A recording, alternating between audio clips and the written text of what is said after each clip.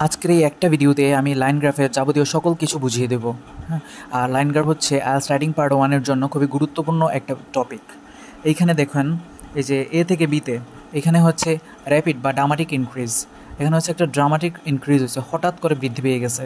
হ্যাঁ, তাই আমরা দিতে হবে র্যাপিড বা ড্রামাটিক ইনক্রিজ। তারপর এখানে দেখেন বি থেকে সিতে কী হয়েছে, এটা হচ্ছে স্টেবল আছে, তার মানে হচ্ছে স্থির আছে। তাহলে হচ্ছে রিমেইন্ড স্টেডি অর কনস্ট্যান্ট, যে কোনো একটা দিলেই হবে। তারপর সি থেকে ডিতে কী হয়েছে, অল্প একটু হ্রাস পাইছে। সেজন্য হয়েছে মডারেট বা গ্র্যাজুয়াল ডিক্রিজ দিয়েছে।